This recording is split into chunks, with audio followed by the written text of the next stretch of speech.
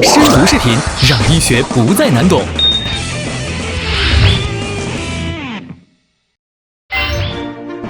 严燕，主任医师，北京大学第3医院耳鼻咽喉科。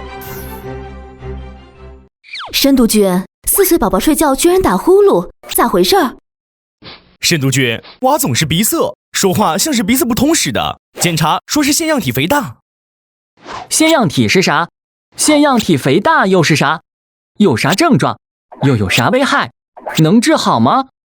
作为医学科普界的百事通，申督君向来有问必答。小板凳、小本本，准备好了吗？腺样体肥大专题开播了。数据走一波。腺样体肥大是儿童的常见疾病，有数据显示，腺样体肥大在儿童中的发病率为 9.9% 至 29.9%， 且发病率还有增高趋势。震惊了，有木有？10个孩子至少有1个可能是腺样体肥大。腺样体肥大的高发年龄是3至5岁，男孩子发病率更高。各位爸爸妈妈们要当心咯。啥是腺样体肥大呢？腺样体因反复刺激而发生病理性增生肥大，并引起相应的症状，称为腺样体肥大。定义看不懂，症状看看先。宝宝2个多月前感冒后就一直鼻塞、臭。鼻塞是腺样体肥大的主要症状，有时还会伴有流鼻涕。我家孩子看电视声音越调越高，是不是耳朵出问题了？腺样体肥大常引起耳闷、耳痛、听力下降等症状。宝宝总爱清嗓子，时不时的还咳上一阵儿。腺样体肥大可能会引起咽部不适，还会引起咳嗽、咳痰等症状。孩子鼻子就像摆设一样，总是用嘴呼吸，不知道跟谁学的。鼻塞严重时，患儿常张口呼吸，长期的鼻塞和张口呼吸可能会引起儿童面部骨骼发育障碍，出现典型腺样体面容。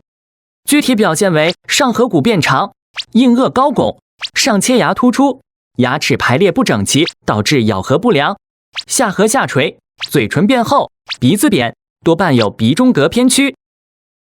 申督君，这腺样体肥大不就是鼻塞咳嗽吗？有什么大不了的？可不敢这么说哟，腺样体肥大还是要注意的。4岁的儿子总打呼噜，经常睡不踏实，半夜惊醒。腺样体肥大可能会引起儿童阻塞性睡眠呼吸暂停、低通气综合征，具体表现为鼾声过大和反复呼吸暂停。因睡眠缺氧会影响睡眠质量，常出现易惊醒、多梦、磨牙等。长期睡眠不好，还会引起生长发育缓慢、白天嗜睡、易激惹、注意力不集中等情况，影响孩子的成长。申督君，腺样体肥大能治好吗？申督君可以明确地告诉你，腺样体肥大是可以治好的。如果是急性上呼吸道感染引起的腺样体肥大，药物治疗后，腺样体肥大一般就能消退。如果是药物治疗无效或腺样体肥大反复发作，还可以通过腺样体切除术进行治疗。腺样体切除术技术很成熟，损伤小，患者恢复快，不用太恐惧，不要盲目拒绝手术，听医生的就欧了。申督君，好好的腺样体怎么就肥大了？申督君，为什么腺样体肥大的宝宝睡觉会打呼噜？腺样体是啥？有啥用？腺样体肥大的症状又是怎么来的？下集申督君就带大家一起从鼻子出发，走进腺样体，看看到底发生了啥。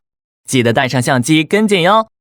关注深读视频，记得点赞加转发哟，啾咪。